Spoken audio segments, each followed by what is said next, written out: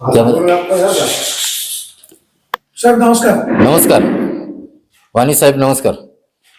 विशाल जुन्नर सहकारी पतसंस्था मर्यादित मुंबई या संस्थेची संचालक मंडळाची पंचवार्षिक निवडणूक येत्या 5 नोव्हेंबर 2023 रोजी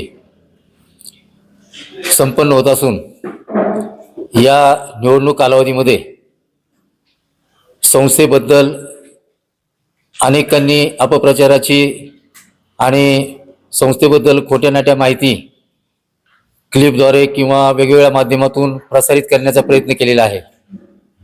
मी आपल्या संस्थेची पार्श्वभूमी आपल्यासमोर थोडक्यात मांडतो. 1 जानेवारी 1979 साली या संस्थेची स्थापना झाली आणि त्यानंतर आपल्या जुन्नर भूमीतील सर्व भूमिपुत्रांनी त्यामध्ये सहभाग घेऊन या संस्थेची भरभराट करत असताना अनेकांचा त्यामध्ये सहभाग होता आणि आतापर्यंत आहे. खऱ्या अर्थानं ज्या संस्थेला राज्य शासनाकडून किंवा इतर संस्थांकडून मानाचे सन्मान पुरस्कार मिळालेले आहेत, ते केवळ आणि केवळ संस्थेच्या प्रगतीवर आणि संस्थेच्या आर्थिक क्षमतेवर आणि संस्थेने केलेल्या उल्लेखनीय कामगिरीवर आतापर्यंत मिळालेले आहेत. मी संस्थेने आतापर्यंत जी कामगिरी केलेली आहे त्यामध्ये थोडक्यात सांगतो की आतापर्यंत संस्थेच्या 41 शाखा आपण कार्यरत केलेल्या आहेत. अशा पद्धतीने राज्य शासनाने जे धोरण आहे आर्थिक दुर्बल संस्थांचं सबल संस्थेमध्ये विलिनीकरण करण्याचं, तर त्या संस्था आपण जवळजवळ 6 संस्था त्यांच्या 18 शाखेंचं यशस्वीरित्या आपल्या विशाल जुन्नर पतसंस्थेमध्ये विलिनीकरण करून घेतलेले आहेत. त्याचबरोबर त्यांच्या ज्या सर्व ॲसेट आहेत, मालमत्ता आहेत, त्या सुद्धा आपल्या संस्थेला त्या माध्यमातून मिळालेल्या आहेत. अशा पद्धतीने आपण शाखा विस्तार करत असताना गेले 45 वर्षे सतत ऑडिट वर्ग आपण निश्चितपणे टिकवलेला आहे. त्याचप्रमाणे आपण जर बघितलं तर कर्मचारी वर्ग इतर शाखेंच्या इतर संस्थांच्या तुलनेमध्ये आपल्या कर्मचारी वर्गाला योग्य असं आपण न्याय देत त्यांनी जी काही कामगिरी चांगली केलेली आहे, संस्थेच्या प्रगतीमध्ये त्यांचा जो वाटा आहे, सहभाग आहे, त्यामध्ये आपण त्यांना सुद्धा चांगल्या प्रकारे त्यांच्या पगाराचं स्केल किंवा इतरांच्या बाबतीच्या तुलनेमध्ये जर बघितलं तर निश्चितपणे आपण त्यांचं समाधानकारक असं उत्पन्नाचं साधन निश्चितपणे त्यांना दिलेलं आहे. आतापर्यंत आपण सभासदांना वेगवेगळ्या माध्यमातून ज्या सुविधा देत आहोत त्यामध्ये आपण सर्व आता ज्या बँकिंग सुविधा आहेत, बँकिंग ॲप आपला चालू केलेला आहे, त्या माध्यमातून सगळ्या NEFT, RTGS वगैरे किंवा मोबाईल बँकिंग सगळ्या सुविधा उपलब्ध आपण करून दिलेल्या आहेत. अद्ययावत असे आपली कोर बँकिंग प्रणाली आहे. त्याचप्रमाणे आतापर्यंत सभासदांच्या पाल्यांचा आपण गुणगौरव करत असताना प्रत्येक सभासद आपण अपघाती विमा 1 लाखापर्यंतचा उतरवलेला आहे. कर्मचाऱ्यांचा सुद्धा आपण 4 लाखाचा विमा आपण उतरवलेला आहे. हे करत असताना आपल्या संस्थेचा नावलौकिक पूर्ण महाराष्ट्रामध्ये राहील याची निश्चितपणे संचालक मंडळाने आपण काळजी घेतलेली आहे. राहिला निवडणुकीचा भाग, निवडणूक प्रत्येक 5 वर्षानंतर येते आणि प्रत्येक 5 वर्षानंतर निवडणूक येत असताना आपण आतापर्यंत जे समजदार सभासद होते किंवा आतापर्यंत आहेत त्यांच्या माध्यमातून आपण प्रत्येक निवडणुकीला त्या सर्वांना एकत्र बसून सगळ्यांच्या विचाराने जे संचालक मंडळ निवडून द्यायचे त्याचं एक पॅनल तयार करायचं किंवा ते 12-15 लोकांची जी यादी तयार करायची ती निश्चित केली जायची आणि त्याप्रमाणे बिनविरोध निवडणूक व्हायची. अपवादात्मक परिस्थिती 2006ची सोडली तर आतापर्यंत तशा पद्धतीची निवडणूक प्रक्रिया आतापर्यंत झाली नाही. खरं तर सभासदांनी याच्यामध्ये जो संचालक मंडळावर विश्वास ठेवलेला आहे, जे कामकाज संचालक मंडळाचं आहे ते अतिशय विश्वासात्मक असल्यामुळं त्यांनी आतापर्यंत बिनविरोध किंवा जरी निवडणूक झाली त्या निवडणुकीमध्येचा निकाल आपण बघितला तर 95% पुढे विद्यमान संचालक मंडळाला त्या ठिकाणी यश प्राप्त झालेलं आहे. आणि म्हणून 45 वर्षाच्या या कारकिर्दीमध्ये आतापर्यंत सर्व सभासदांनी या संचालक मंडळावरची निश्चितपणे विश्वास ठेवलेला आहे. आता ह्या वेळेला सुद्धा या निवडणुकीच्या प्रक्रियेसाठी आमच्याकडून सुद्धा बहुतेक बऱ्याचदा प्रयत्न झाले, परंतु हे प्रयत्न करत असताना समोरच्या लोकांना ही संस्था निवडणुकीच्या माध्यमातून निवडून यायचं आणि आपल्या ताब्यात घ्यायची अशा प्रकारचा त्यांचा इरादा वेळोवेळी आम्हाला दिसला. आम्ही प्रयत्न करत होतो, अनेक वेळा प्रयत्न केले, अनेक या संस्थेचे ज्येष्ठ संचालक असतील, ज्येष्ठ मार्गदर्शक असतील, ज्येष्ठ सभासद असतील, सर्वांनी आम्हाला सूचना केल्या नव्हे तर त्यांनी सुद्धा प्रयत्न केले, परंतु या प्रयत्नांना यश आलं नाही आणि मग ही निवडणूक प्रक्रिया चालू झाली. गेल्या 1.5-2 वर्षापासून निवडणूक प्रक्रियेच्या माध्यमातून जे समोर लोक जे आहेत त्यांनी अपप्रचाराचा जो घाट घातलेला आहे, अतिशय म्हणजे वेगळ्या पद्धतीने जो अपप्रचार केलेला आहे तो निश्चित या संस्थेच्या कार्यकालाला भूषणावं नाही असं मी या ठिकाणी सांगतो. कारण गेल्या 45 वर्षामध्ये आपल्या संस्थेचा नावलौकिक किंवा विश्वासार्हता निश्चित पूर्ण महाराष्ट्रामध्ये आहे. जर तुम्हाला निवडणूक लढायचीच असेल तर एखाद्या संस्थेवरती एवढा मोठा घाला घालायचा आणि आपण निवडणुकीमध्ये उतरायचं, ज्या संस्थेला संचालक म्हणून तुम्हाला यायचंय त्याच संस्थेला तुम्ही जर अशा पद्धतीने बदनाम करत असाल तर ते अतिशय चुकीचं आहे. काही 19 मार्चला एक मेळावा घेतला गेला, ती पत्रकार परिषद नव्हती, तो मेळावा होता, त्यापर्यंत निवडणूक डिक्लेअर सुद्धा झाली नव्हती, परंतु 19 मार्चला मेळाव्यामध्ये त्यांनी भरपूर असं अपप्रचाराचं काम केलं, ऑडिट रिपोर्ट वाचून दाखवले, परंतु आतापर्यंत ज्या कार्यभाग म्हणजे कार्यकालामध्ये किंवा ज्या कार्यक्षेत्रामध्ये त्यांनी जो हा मेळावा घेतला त्यात जवळच्या दोन्ही शाखेंना, बेल्ला असेल किंवा आळेफाटा असेल, अतिशय मोठ्या प्रमाणामध्ये आपलं डिपॉझिट वाढलेलं आहे. म्हणजे तुम्ही किती अपप्रचार केला तरी सभासदांचा विश्वास निश्चित संचालक मंडळाच्या या कार्यपद्धतीवर विद्यमान संचालक मंडळावर आहे. त्याचप्रमाणे आपण एक विद्यमान संचालकाच्या पॅनलच्या उमेदवारांचं माहिती पत्रक या ठिकाणी प्रसिद्ध केलेलं आहे.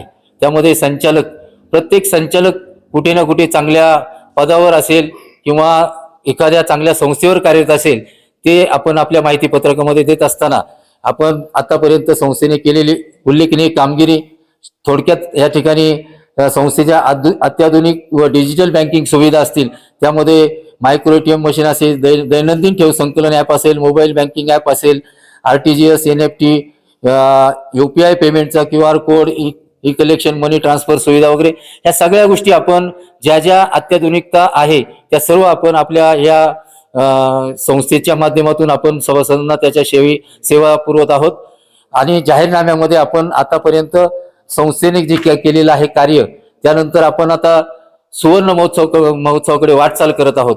हे सुवर्ण महोत्सवाकडे वाटचाल करत असताना आपण सभासदांना जास्तीत जास्त 15% जो अंतिम लाभांशाची मर्यादा आहे तिथपर्यंत लाभांश देण्याचा आपण या भविष्य काळामध्ये प्रयत्न करणार आहोत. NPA प्रमाण 10%च्या आतमध्ये आणण्याचं निश्चित आपण सभासदांना ग्वाही देत आहोत. त्याचप्रमाणे संस्थेचा कारभार पूर्ण डिजिटल करण्याचा आपण प्रयत्न करणार आहोत. संस्थेच्या सर्व शाखा आपण संगणकीकृत आहेतच, परंतु त्यामध्ये शाखा विस्तार आपण रौप्य महोत्सवापर्यंत, सुवर्ण महोत्सवापर्यंत 51 शाखांचा शाखा विस्तार करणार आहोत. एक सुसज्ज असं प्रशासकीय कार्यालय संस्थेचं आपल्याला उभारायचं आहे. सभासदांच्या KYCचे वॉलेट बनवायचं आहे. त्याचप्रमाणे सभासदांना घरपोच सुविधा देण्याचा संचालक मंडळाचा या भविष्य काळामध्ये मानस आहे. संस्थेचे स्वतःचे सर्व्हर सेंटर स्वतःच्या मालकीचे आहे, परंतु डाटा सेंटर सुद्धा स्वतःच्या मालकीचं आपण उभारणार आहोत. त्याचप्रमाणे 1 लाखाच्या पुढे क्रियाशील सभासदांची लक्ष्य प्राप्ती आपल्याला या सुवर्ण महोत्सव काळामध्ये करायची आहे. त्याचप्रमाणे 2100 कोटींचा संमिश्र व्यवसाय आपल्याला करायचा आहे. सभासदांना मल्टीपर्पज सुविधा देऊन आपण अजून अधिक नफा कसा होईल संस्थेचा, त्यामध्ये आपण भर देणार आहोत. सभासदांच्या वैद्यकीय विम्याची रक्कम जी आता 1 लाखाची आहे ती आपण जास्तीत जास्त वाढवण्याचा निश्चित प्रयत्न करणार आहोत. जुन्नर तालुक्यामध्ये संस्थेचे स्वतःचे सोयीसुविधा असे प्रशस्त मल्टी स्पेशालिटी हॉस्पिटल उभारून आपल्या सभासदांना म्हणजे विशाल जुन्नर मेडिकल फाउंडेशनच्या माध्यमातून पॅरामेडिकल कोर्सेस सुरू करण्याचा एक आपला मानस भविष्यामध्ये आहे. त्याचप्रमाणे जुन्नर तालुक्यात संस्थेचे कर्मचाऱ्यांना व त्यांच्या कुटुंबियांना विमा संरक्षणाचं एक उद्दिष्ट आपल्या समोर आहे. कर्मचाऱ्यांसाठी अत्याधुनिक बँकिंग प्रशिक्षण केंद्र सुरू आपण करणार आहोत. संस्थेच्या सभासदांना लॉकर सुविधेचा एक आपला मानस आहे. अशा प्रकारे भविष्याचा वेध घेताना सभासद कर्मचाऱ्यांच्या हिताच्या योजना भविष्य काळात आपण निश्चितपणे राबवण्यासाठी विद्यमान संचालक मंडळ कटिबद्ध आहे. आणि यासाठी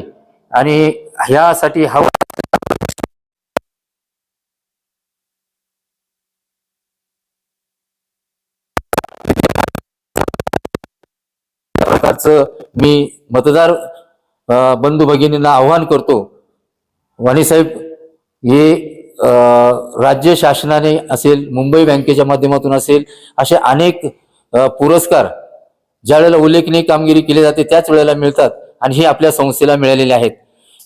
गेली 45 वर्ष ऑडिट वर्ग आपण ज्या वेळेला प्राप्त करतो त्यावेळेला केवळ म्हणजे त्याच्यावर मेरिटवरती हा मिळतो आणि काही व्यक्तींनी त्याच्यावरती सुद्धा संशय घेतलेला आहे. तर हे अतिशय चुकीचं आहे हे मला वाटतं. तरी आपण या सर्व सभासदांनी या गोष्टीचा निश्चितपणे विचार करा, अशा प्रकारची सभासदांना मी आवाहन करतो. पारखे साहेब, तुमचं एवढं काम चांगलं आहे, सभासदांचा तुमच्यावर विश्वास आहे, ठीक आहे, ती मंडळी लोकशाही पद्धतीनं प्रचार करतायत, यश येईल अपयश येईल त्यांचा प्रश्न आहे. 2023, 24 ते 27, 28 संचालक मंडळामधून अध्यक्ष कोण होणार? नाही, वाणी साहेब, ही विशाल जुन्नर सहकारी पतसंस्था ही एक अशी एकमेव महाराष्ट्रातली संस्था आहे जी अतिशय लोकशाही पद्धतीने या ठिकाणी चालवली जाते, आतापर्यंत चालवलेली आहे. आतापर्यंत आम्ही प्रत्येक संचालकांना आपण प्रत्येक पदाधिकारी म्हणून 5 वर्षामध्ये जी काही संधी मिळते त्यामध्ये निश्चितपणे प्रत्येकाला संधी देण्याचा आपण या ठिकाणी प्रयत्न करत आहोत. नाही, आम्ही सर्व बसून निवडून येणार संचालक अमित मोहन घनदाट यांनी सगळं हे नियोजन चालवलेलं आहे. त्यांना ही संस्था हायजॅक करायची आहे आणि त्यांनाच तुम्ही पहिले चेअरमन करणार आहे अशी चर्चा होते. खरं खोटं तुम्हाला घनदाट यांना माहिती? अतिशय चुकीची आणि चुकीच्या पद्धतीने ही म्हणजे पद्धतीने त्यांनी जो प्रचार केलेला आहे तो अतिशय चुकीच्या पद्धतीने आहे. हे अमित घनदाट असेल, त्यांचे वडील आमच्याकडे संचालक 2006 पासून होते आणि आतापर्यंत त्यांच्या प्रकृती ठीक नसल्यामुळं त्यांच्या जागेवर त्यांचे चिरंजीव अमित घनदाट हे संचालक म्हणून गेली 5-7 वर्ष आमच्या बरोबर आहेत. जर त्यांना तसं करायचं असतं तर 17 वर्षामध्ये त्यांनी केलं असतं किंवा त्यांची इच्छा तशी दाखवली असती. परंतु कुठच्याही प्रकारचं विशाल जुन्नर सहकारी पतसंस्थेमध्ये त्यांनी अशा प्रकारचा कुठच्याही प्रकारचा प्रस्ताव किंवा दमदाटी किंवा दडपशाही किंवा दबाव अशा प्रकारचा कोणताही दबाव आपल्या संस्थे किंवा संचालक मंडळावरती आणलेला नाही, आणणार नाही याची आम्हाला खात्री आणि विश्वास आहे. सहकारामध्ये मुंबई सारख्या ठिकाणी घोडपदेव, काळाचौकी आणि हा गिरणी कामगारांचा एरिया आणि ह्या विभागामध्ये अबुधाबी बँक, महानगर बँक आणि जुन्नर भागातील विशाल जुन्नर सहकारी पतसंस्था असेल, जवळची कळस नागरी सहकारी पतसंस्था असेल, अशा जवळपासच्या संस्था ज्या संस्थांना, सहकारी पतसंस्थांना अबुधाबी बँकेसारख्या मोठ्या बँकेने आपल्याला पाठिंबा दिला, सपोर्ट केला, वेळोवेळी मार्गदर्शन केलं आणि एक प्रकारचा चांगला आधार दिलेला आहे. म्हणून निश्चितपणे असा आधार त्यांचा निश्चितपणे ह्या विशाल जुन्नर परिवाराला भविष्य काळात सुद्धा राहणार आहे. परंतु तुम्ही जो प्रश्न केलेला आहे की विद्यमान येणाऱ्या संचालक मंडळातून, निवडून येणाऱ्या संचालक मंडळातून जो अमित घनदाट यांच्या नावाची चर्चा आहे ती अतिशय चुकीची आणि फसवी आहे. अशा प्रकारचा मी त्यांचा जो आरोप आहे तो 100% खोडून काढतो. समोरची मंडळी दिशाभूल करतात असं आपण गृहीत धरू. त्याच्यामध्ये काही माझे कामगार पण सोबत आहे. भोसरीच्या ब्रँचमध्ये सोन्याचं काहीतरी गडबड झाली, ते प्रकरण दाबलं. तुमच्या काही जुन्या संचालकांचे ऑडिओ क्लिप व्हायरल होतात. ही मंडळी जर दिशाभूल करतात का, तुम्ही सभासदांना काय सांगाल? वाणी साहेब, हे जे चाललेलं आहे ही प्रक्रिया जर भोसरी शाखेचा जर त्यांना म्हणायचं असेल तर ती जी घटना घडली असेल ती 2012च्या दरम्यानची आहे. नंतरच्या काळातल्या ज्या घटना आहेत त्या 17-18च्या आतमध्ये जे काही कर्ज वाटप झालं असेल किंवा इतर त्यांना जे आरोप करायचे असतील तर ह्या ज्या गोष्टी आहेत तर त्यांना जर संस्थेच्या हिताचं जर निश्चितपणे एवढं हे असेल, आपण काय म्हणतो की फार जाण करायची असेल तर त्यांनी संस्थेमध्ये येऊन संस्थेच्या संचालक मंडळावर बसायला पाहिजे, चर्चा करायला पाहिजे. नाही, ऑडिट रिपोर्टचा प्रश्न येत नाही साहेब. ऑडिट रिपोर्ट हा नंतर ज्या वेळेला तुम्हाला एखाद्या संस्थेचा ऑडिट रिपोर्ट जाहीररित्या प्रदर्शित करणं त्याच्याबद्दल आमचं ऑब्जेक्शन नाही. आम्ही त्यांच्याबरोबर मीटिंग केल्या साहेब.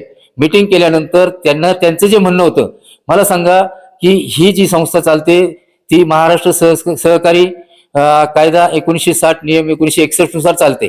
मग त्या नियमानुसार जे काही नियम आहेत त्या नियमानुसार ही संस्था आतापर्यंत चाललेली आहे आणि यापुढे चालणार आहे. जर त्यामध्ये त्यांनी आपल्याला मीटिंगमध्ये बोलवलं, विचार मांडण्याची संधी दिली आणि त्यावेळेला तुम्ही कुठच्याही प्रकारचा एखादा निर्णय असेल तो तुम्ही स्वतः नाही घेऊ शकत. सहकार खात्याने घ्यायला पाहिजे, जर चुकीचं असेल, बरोबर असेल, काय असेल ते. मग तुम्ही जर आम्हाला त्या ठिकाणी सांगताय की हे चुकीचं, ते चुकीचं, ते चुकीचं, तुम्ही जे आम्हाला लेखी प्रश्न विचारले त्याची आम्ही रीतसर उत्तरं दिली. सहकार खात्याकडे आपण जी तक्रार केली त्या तक्रारीचं सुद्धा निराकरण आम्ही सहकार खात्याकडे केलेलं आहे. सहकार खाते त्याचा योग्य निर्णय घेईल, त्याच्यावरती तो काय असेल तो. तुम्हाला तो अधिकार नाही ना की तुम्ही हे पैसे. मुद्दा लक्षात आला, एनपीए वाढतोय, तुम्ही फार चुकीच्या पद्धतीने कर्ज वाटप केलं, रिकव्हर होत नाही, अशा प्रकारचा आरोप होतोय. ऑडिटरला तुम्ही मॅनेज करता म्हणून अवर्ग मिळतोय, अशा प्रकारचा तो आरोप करतात. कदाचित त्यांचा तो आरोप चुकीचा पण असेल. एकदम चुकीचे आरोप आहेत साहेब. ज्या वेळेला चुकीचं कर्ज वाटप वगैरे असे जे काही वल्गना करतात ना, तर ते अतिशय चुकीचं आहे. काही त्रुटी नियमात म्हणजे कर्ज वाटप करताना राहू शकतात, परंतु त्याच्यामध्ये एक ऑडिटरनी ज्या वेळेला ते काही रिमार्क असतात त्या रिमार्कच्या माध्यमातून आपल्याला एक चेंज त्याचा जो रिपोर्ट दोष दुरुस्ती अहवाल आपल्याला सादर करायला लागतो. त्या ज्या त्रुटी आहेत त्या आपण दुरुस्त केलेल्या आणि त्या दुरुस्त केल्यानंतर योग्य वेळेमध्ये नियोजित कालावधीमध्ये आपण शासनाकडे त्या आणि ऑडिटरला आपण सबमिट केलेले आहेत. संचालकांची जे ऑडिओ क्लिप व्हायरल होतात ते नेमकं प्रकरण काय? नाही, हे म्हणजे एखाद्याचा विश्वासघात करणं साहेब, ही अशी आतापर्यंत कुठच्याही संस्थेची किंवा कुठच्याही व्यक्तींची अशा प्रकारची ऑडिओ क्लिप व्हायरल करणं म्हणजे हे तर अतिशय आपण काय म्हणतो ते आत्मघातकी कृत्य आहे. ऑडिओमध्ये जे संभाषण झालं ते खरं नाही, संभाषण हे क्लिप आपण एकमेकांच्या एडिट करून केलेल्या क्लिप आहेत साहेब. प्राप्त परिस्थितीनुसार जर संपूर्ण त्यांचं काय बोलणं असेल, ज्या वेळेला एकमेकांचं बोलणं होतं त्यावेळेला त्याला काहीतरी रेफरन्स असतो, संदर्भ असतो. आमचे आदरणीय तात्यासाहेब खरं तर ज्यांनी आम्ही त्यांच्याबरोबर अनेक वर्षे काम केलेलं आहे, तर त्यांचं हा हेतू निश्चित नाहीये. कुणीतरी पूर्वनियोजित ह्या गोष्टी केलेल्या आहेत. त्यांच्या मोबाईलमध्ये ऑटो रेकॉर्डिंग वगैरे कदाचित ठेवलं असेल. आम्ही एकमेकांनी काही गोष्टी मतभेद वैचारिक दृष्ट्या असू शकतात, एखाद्या प्रकरणावर असतात एखाद्या, त्याच्यामुळे तात्यांनी समजा त्या गोष्टीतून जरी संभाषण समोरच्या आमच्या अध्यक्षांबरोबर केलं असेल, परंतु त्या परिस्थितीनुसार ते जे काही संभाषण झालेलं आहे ते संभाषण पूर्णच्या पूर्ण न देता त्याच्यामध्ये फक्त एडिट करून ज्या गोष्टी घडवलेल्या आहेत त्या अतिशय चुकीच्या आहेत. ऑडिट वर्ग मला सांगा, ह्या काळामध्ये ऑडिट वर्ग कुणी असा विकत घेऊ शकतो का, किंवा ऑडिट वर्ग हा अशा पद्धतीने चुकीच्या पद्धतीने मिळवू शकतो का? त्यांनी जे काही आरोप केलेले आहे ऑडिट वर्गाचा, तर त्याचं एक्सप्लेनेशन निश्चितपणे त्या ऑडिटच्या म्हणजे मार्क देताना असेल किंवा ऑडिट वर्ग देताना असेल, ते सर्व त्यांनी ऑडिटरनी ते सबमिट केलेले आहे. आणि संचालक मंडळाने त्यांच्याबरोबर ऑडिट रिपोर्ट ऍक्सेप्ट करताना मीटिंग घेतलेली आहेत. त्या मीटिंगमध्ये चर्चा झाली, त्याच्यानुसार सगळ्या गोष्टींचं आम्ही निराकरण केलेलं आहे. ऑडिटरचे त्यामुळे समाधान झालेलं आहे. आणि म्हणून ऑन मेरिट ज्या फॅक्ट फिगर त्या फॅक्ट फिगरवरती आपल्याला ऑडिट वर्ग मिळालेला आहे आणि त्यांनी केलेले आरोप अतिशय चुकीचे आहेत. पूर्णची जी जागा खरेदी केली तो विषय नेमका काय आहे? एक मिनिट साहेब, आपल्याला कुर्ला शाखेची जागा आपण शोधली सुरुवातीच्या काळामध्ये. ती जी आतमध्ये आतल्या भागामध्ये ती जागा होती, पण त्या जागेच्या वेळेला आम्हाला त्यावेळेला शाखा नियोजित वेळेत चालू करायची होती आणि म्हणून जागा मेन रोड किंवा इतर ठिकाणी मिळत नव्हती. म्हणून आम्ही 6 महिन्याच्या आतमध्ये शाखेला परवानगी मिळाल्यानंतर शाखा सुरू करायची असते, म्हणून आम्ही ती जागा उपलब्ध झाली, ती जागा खरेदी केली. त्यानंतर ज्या वेळेला आम्ही शाखेचा कारभार ज्या वेळेला चांगला सुरळीत होतो, शाखेच्या व्यवसायामध्ये वृद्धी होते, त्यावेळेला आपण अजून चांगल्या ठिकाणी मुख्याच्या ठिकाणी जागा बघण्यासाठी प्रयत्न करतो. तर आम्ही बांधकाम अंडर कन्स्ट्रक्शन असताना आम्ही एक बांधकामाच्या ठिकाणी जागा उपलब्ध झाल्यानंतर आम्ही त्या ठिकाणी ती जागा बुकिंग केली. बुकिंग केल्यानंतर काही कारणास्तव मुंबई सारख्या ठिकाणी अनेक अडचणी येतात, तर त्या अडचणी त्या ठिकाणी निर्माण झाल्या. परंतु आम्ही जो काही बिल्डर बरोबर करार केलेला होता त्या करारामध्ये ज्या गोष्टी आहेत की जागा 2 वर्षामध्ये मिळाली नाही तर काय करायचं, तर ह्या सगळ्या गोष्टींचा विचार करून आपण कुर्ल्याच्या जागेचं खरेदी खत केलं होतं. खरेदी खत केल्यानंतर 31 मार्चच्या अगोदर आपण त्यांना ऍडव्हान्स दिला. ऍडव्हान्स दिल्यानंतर साधं खरेदी खत केलं होतं. त्याच्यानंतर रजिस्टर खरेदी खत ज्यावेळेला जीएसटी वगैरे ह्या गोष्टींचा प्रश्न येतो त्यावेळेला आपण खरेदी खत केलं आणि खरेदी खत केल्यानंतर बिल्डरकडून जागा मिळण्यासाठी थोडा उशीर झाला, परंतु तो उशीर झाल्यानंतर आपण बिल्डरकडून त्या बदल्यामध्ये आपल्या अटी शर्तीमध्ये जे आहेत तर ते आपण जवळजवळ 36 लाख रुपये बिल्डरकडून आपण पेनल्टी किंवा व्याजापोटी आपण निश्चितपणे घेतलेले आहेत. कोरोना कालावधीमध्ये जो काही कालावधी 1 वर्षाचा होता त्याच्यामध्ये शासनाकडून त्याला ती सूट मिळाल्यामुळे आपण 32 लाख रुपये बिल्डरकडून त्या बदल्यात घेतलेले आहेत. आता ती शाखा सुरळीतपणे व्यवस्थित स्वतःच्या जागेत चालू आहे.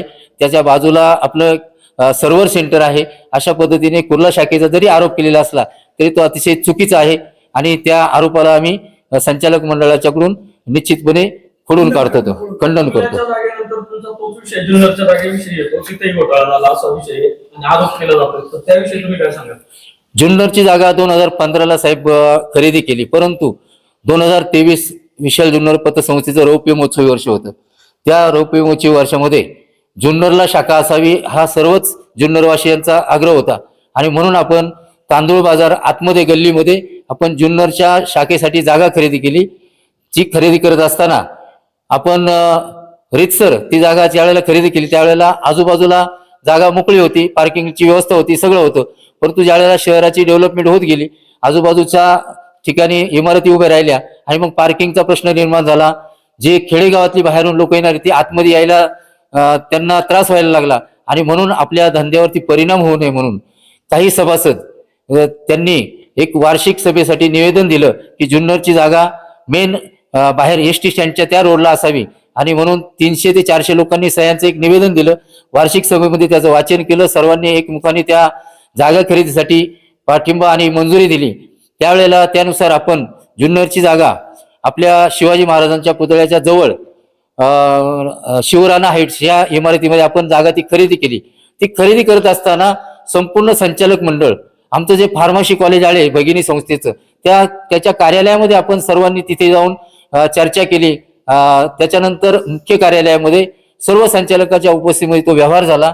जो व्यवहार झाला तो त्या ज्या किमतीला ठरलं त्या किमतीचा चेक जो जीएसटी किंवा टीडीएस कापून आपण त्या संबंधित मालकाला दिलेला आहे.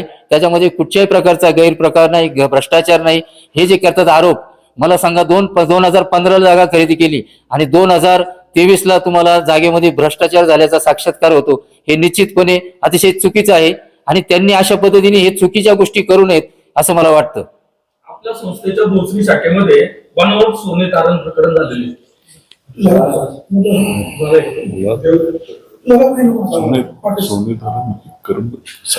साहेब पुन्हा एकदा सोने तारण कर्जाच्या बाबतीतला विषय असेल तर सोने तारण कर्जाचं वाटप त्या संबंधित शाखेचे शाखाधिकारी आणि कर्मचाऱ्यांच्या अधिकारामध्ये तो विषय असतो.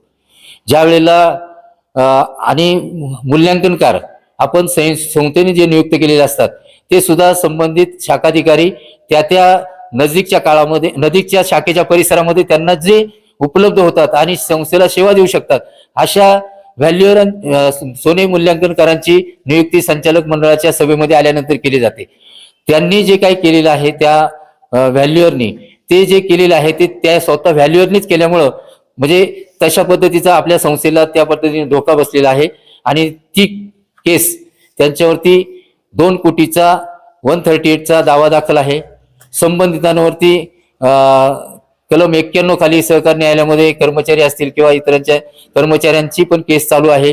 त्याचप्रमाणे फौजदारी गुन्हा रीतसर भोसरी पोलीस स्टेशनमध्ये नोंदलेला आहे आणि तो मोरगाव कोर्टामध्ये याला पिंपरीच्या तिथे प्रलंबित आहे. त्याच्यावरती सुनावण्या चालू आहेत आणि त्याचा निश्चितपणे निकाल लागेल.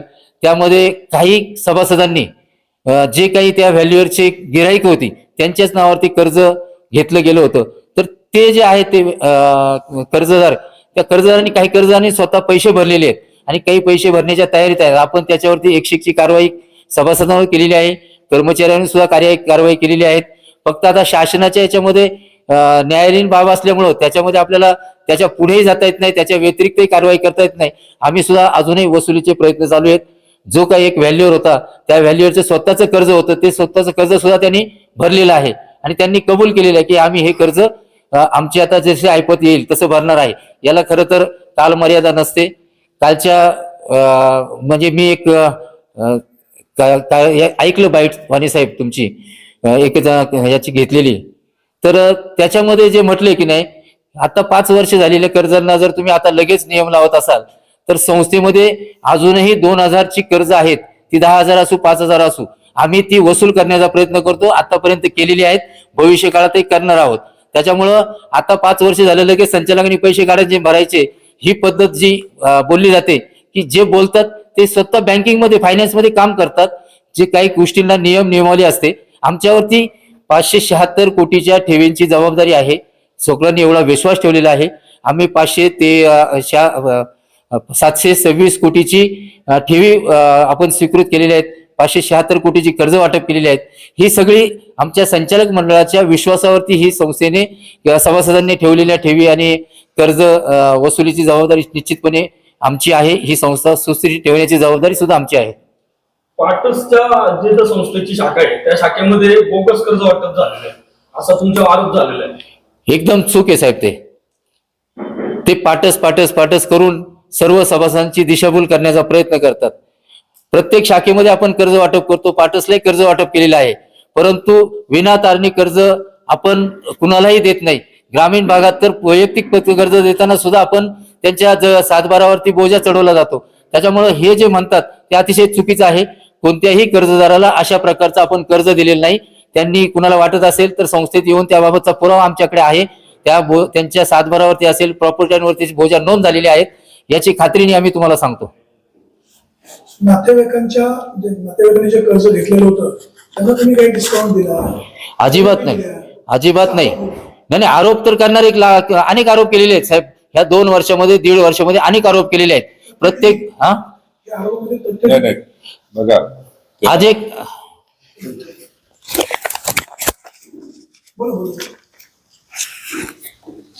नातेवाईकांना कर्ज दिल्याचा जो मुद्दा तुम्ही सांगितला ना, संस्थेने आमचा नाही, नाही, जो तुमच्या जवळ कुणी सांगितलं असेल, संस्थेने एकही कर्जदाराला कर्जमाफी व्याजमाफी दिलेली नाही. एक गोष्ट लक्षात घ्या. दरवर्षी महाराष्ट्र शासन एक परिपत्रक काढतं, ओटीएस स्कीम लावतं. त्या स्कीम मध्ये जे कर्जदार बसतात अशा लोकांना कॅल्क्युलेशन करून जेवढी रक्कम देय असते तेवढीच भरून घेतली जाते. स्वतःहून संचालक मंडळाने याला 10 लाख माफ केले, त्याला 15 लाख माफ, असं कधी होत नाही. कारण तसं जर असतं तर ते मुद्दे ऑडिट रिपोर्ट मध्ये येत असतात. हे दादा खोटे आरोप आहेत, बिनबुडाचे आरोप आहेत, काही अर्थ नाही या आरोपांमध्ये. कमिशन घेऊन लोकांना बोगस कर्ज वाटप करता? अहो, पुरावे दिले पाहिजेत ना. उगाच बोलायचे याने कमिशन खाल्ले, त्याने कमिशन खाल्लं. त्यांचं काय मानसिक संतुलन बिघडले? तुम्ही अर्थ काढा तो. तुम्ही काय अर्थ काढता? आमचं तर तसंच मत आहे की हे जे आरोप आहेत, मी पहिलंच सांगितलं, बघा तुम्ही लक्षात घ्या, 6 महिन्यापूर्वी या निवडणुकीचा कार्यक्रम लागला, मध्ये शासनाने 3 महिने बंदी केली. 3 महिने क्लिपा बंद झाले, हे तुम्ही पाहिलं असेल ना. पुन्हा 30 सप्टेंबर नंतर जेव्हा निवडणुकीचा कार्यक्रम चालू झाला तेव्हा चालू झालं ना. हा निवडणुकीचा जुमला आहे, दुसरं काय नाही. कारण मुळात विशाल जुन्नरमध्ये हा जो कारभार आहे एकदम ट्रान्सपरंट आहे. 260 कर्मचारी आहेत, सगळ्या गोष्टी कर्मचाऱ्यांना माहिती आहेत. हे जे तुम्हाला माहिती देतात ते पूर्वी कर्मचारी होते, त्यांनी सुद्धा काही एजन्सीजला रिकमेंड करून कर्ज दिले, ते आम्हीच वसूल करतोय. आणि मी तुम्हाला विश्वासाने सांगतो, संचालक मंडळ 1 रुपयाही कर्जदाराला माफ करणार नाही. संपूर्ण 100% वसुली केली जाईल. तुम्ही बोलताय त्याच्यावर सभासद विश्वास ठेवतील? अहो, सभासद विश्वास का ठेवतील तुम्हाला मी सांगतो. यांनी 19 मार्चला मेळावा घेतला, नको ते आरोप केले संचालकांवर. यांचं म्हणणं काय होतं की एक ठराविक सिलेक्टेड डायरेक्टरना टार्गेट करायचं, बदनाम करायचं, त्यांना संस्थेतून बाहेर काढायचं आणि यांनी रक्ताचे वारसदार म्हणून संस्थेत यायचं. सहकारात रक्ताचा वारसदार असतोच, परंतु विचार सुद्धा जोपासला पाहिजे. सहकारात असंच असतं. हा, आणि जरी मी तेच सांगत होतो, जरी यांनी आरोप सुरू केले, 19 मार्चला जो मेळावा झाला आरोप सुरू केले, त्यानंतर तुम्ही घ्या ना माहिती. ज्या ब्रँच पूर्व भागात आहेत, पश्चिम भागात, तालुक्यात जेवढ्या डिपॉझिट वाढले, कर्ज वाढले, मग सभासदांचा विश्वास असल्याशिवाय वाढले का? संस्था योग्य तारण न घेता कर्ज वाटप, एकही कर्ज असं नाहीये. नाही, कालच्या त्यांच्या व्हाईटमध्ये असं आलंय का लाकडावरती तुम्ही कर्ज दिले? अहो, त्यांची मला बुद्धीची कीव येते. तुम्ही सांगा, अशी कोणती संस्था आहे कधी ती लाकडावर कर्ज देईल? त्यांनी जे उदाहरण पनवेलचं देत 2 वर्ष मिरवतायत ना फोटो घेऊन, त्या बिल्डरच्या प्रॉपर्टी जी बिल्डिंगच्या खाली जमीन असते, NA लँड, त्या प्रॉपर्टी सहित ते कर्ज दिलेले आहे. ते आपल्या संस्थेकडे मॉर्गेज आहे आणि विशेष म्हणजे त्या कर्जाची रेग्युलर वसुली चालू आहे. हे सगळं फेक आरोप करताय. काय होतं, त्यांनी 10 वर्षाच्या ऑडिट रिपोर्टच्या झेरॉक्स घेतल्या, सगळे बंडल घ्यायचे, लॅपटॉप घ्यायचा आणि सभासदांना, बरं सभासद तर काय ते वाचून बघत नाही किंवा ऐकत नाहीत, फक्त दिशाभूल करायची सभासदांनी, एवढाच त्याच्या मागचा उद्देश आहे. मोसाळ साहेब, तुम्ही आणि पारखे साहेब बोलायला अतिशय चतुर आहेत. तुमचं म्हणणं कदाचित 100% खरं असेल. सभासद काही तो निर्णय घेतील, स्कॉर्पिओ गाड्यांचं कर्ज वाटप, रिक्षा कर्ज वाटप घोटाळा, अहो जे प्रकरण नेमकं काय आहे? हे ज्याने खरं बोला. जे तुम्हाला सांगतायत ना, ते कर्मचारी असतानाच त्यांनी एका कंपनी बरोबर, रिक्षाच्या कंपनी बरोबर करार केला आणि संस्थेला कर्ज द्यायला लावली एवढी, आणि तीच कर्जांची वसुली आम्ही आज करतोय. ते सभासद आम्ही शोधतोय ते सभासद आणि वसुली करतोय. ज्या कर्मचाऱ्यांनी केलं त्यांच्यावर काय कारवाई? काय होतं माहितीये की संस्थेमध्ये जे सभासद कर्मचारी आहेत ते सगळे तालुक्यातले आहेत. एखाद्या कर्मचारी पाठीशी घालता?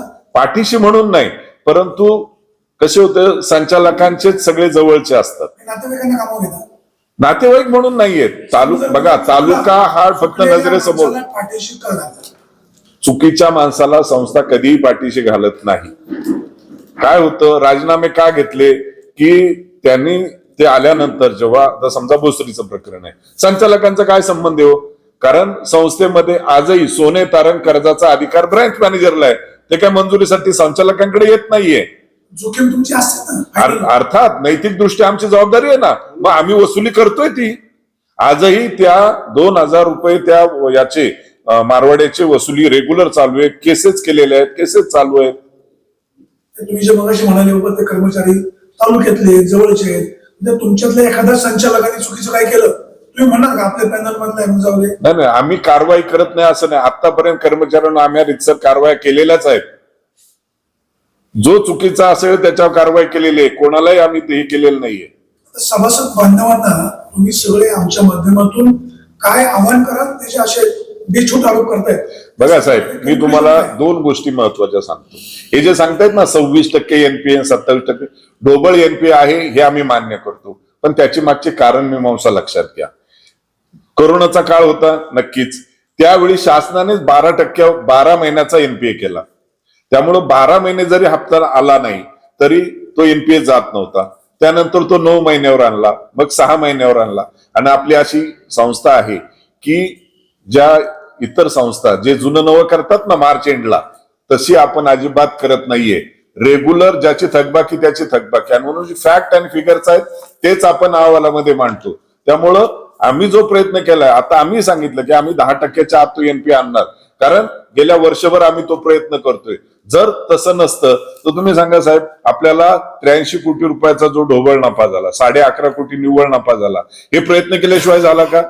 कर्मचारी आणि संचालक यांच्या प्रयत्नातून, सभासदांची साथ घेऊन आपण तेवढी वसुली केली ना. आता 5 तारखेला मतदान आहे, तुमचं चिन्ह कपवशी आहे, तुम्ही उभे केलेले उमेदवार सगळे सुज्ञ अभ्यासू आहे. काय आव्हान कराल मतदारांना?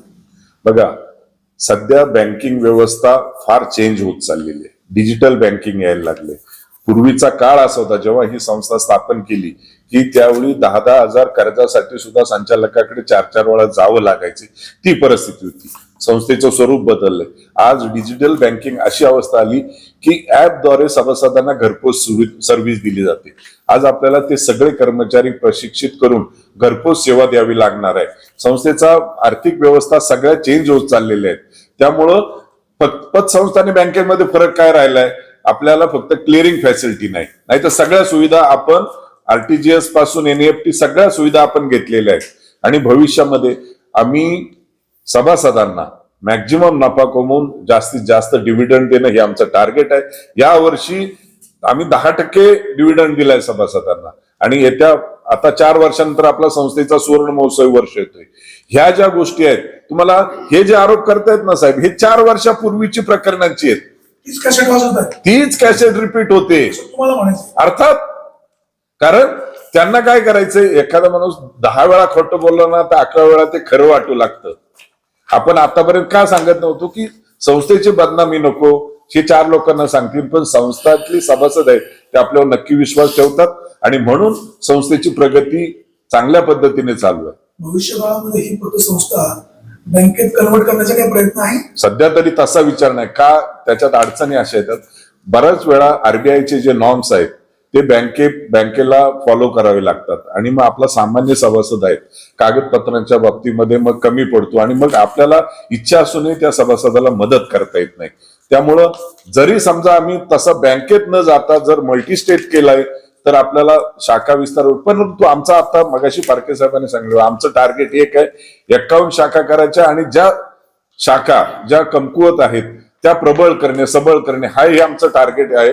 रौप्य महोत्सवापर्यंत आम्ही सगळ्या शाखा ज्या आहेत त्या नफ्यामध्ये आणणार आहोत नाही आणि संचालकांना अडचणी नाही. म्हणजे एवढ्या विकृत पद्धतीने या गोष्टींचा ते संस्थेच्या बाबतीत विचार करतात ना की क्यू येते त्यांच्या बुद्धिमत्तेची. कारण आम्ही सगळी उत्तरं द्यायला तयार होतो, परंतु यांनी गोंधळ घालायचा. सभासदांना उत्तर ऐकायची असतात पण यांनी 4-10 लोकांनी पुढे येऊन गोंधळ घालायचा आणि उत्तरं देऊन द्यायची नाहीत आणि पुन्हा काय सांगायचं, संचालकांना उत्तरं देता आली नाहीत.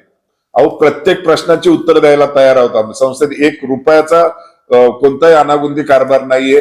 फक्त एकच टार्गेट आहे की संस्थेचा विकास या ध्येयानेच आम्ही आहोत. आणि मी तुम्हाला सांगतो, मग अशी कर्ज प्रकरणांचं तुम्ही सांगितलं, पाटस 30 कॅसेट, एक का होतंय असं, एक सिलेक्टेड डायरेक्टरना टार्गेट करणं एवढंच त्यांचं इंटेन्शन आहे. अहो, तिथे 352 गुंठे जागा, आपण 13.5 कोटीची ते व्हॅल्युएशन आहे, त्याच्यावर एका बँकेचं फक्त 3.5 कोटीचं तारण आहे. इतर बाकी सगळे 10 कोटीचं तारण आपल्याकडे आहे ना याचं. असं काही नाहीये, बोगस बिगस नाही. साहेब, आता तुम्ही जे बोलताय कदाचित खरं असेल, ते आरोप करतायत त्यांचं त्यांना माहिती.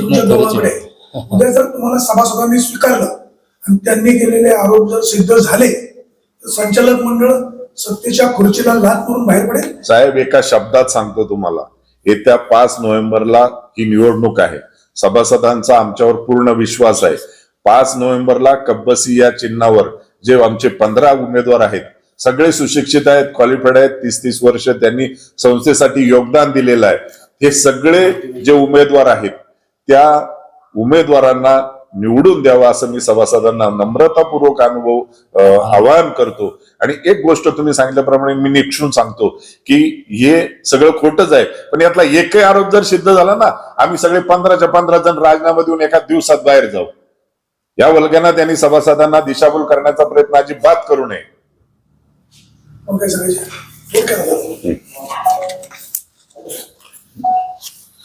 2 मिनिटं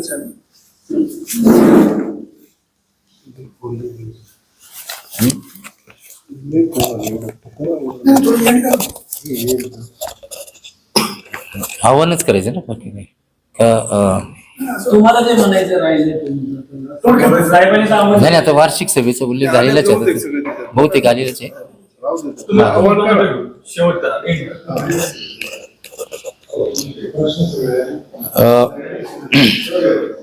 थांबा. ते झालं सगळं झालं. गोसावी साहेबांनी जे सांगितलंय ते आम्हा सगळ्यांना मान्य आहे. एक जर आरोप सिद्ध झाला ना तर हा पारखेने दुसरं एकटं नाही, 17चे 17 झाले ते आमच्याला पण आपण गोष्टी शिकवलेल्या नाही. किती जबाड्या करतात. धन्यवाद. हा, एवढंच मग. येस, पण जरा जोरात म्हणा बरं का. मला बिलकुल ऐकायला येईनाच.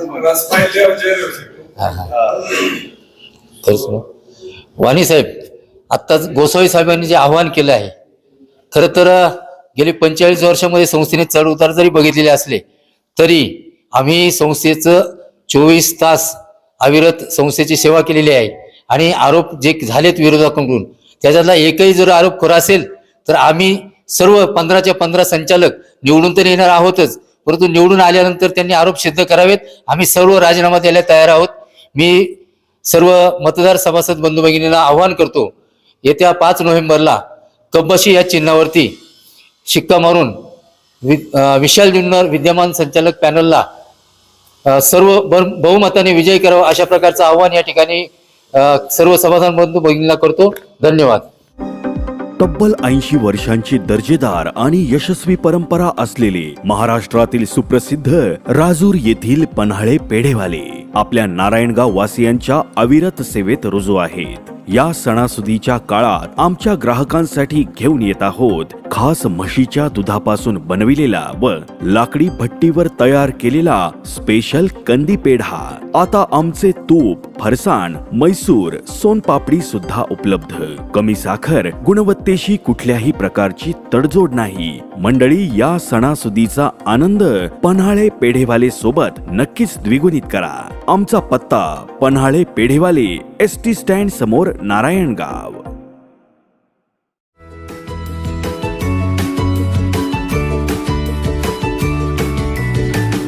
बातम्या शेतीच्या, बातम्या मातीच्या, बातम्या अन्यायाच्या, गुन्हेगारीच्या,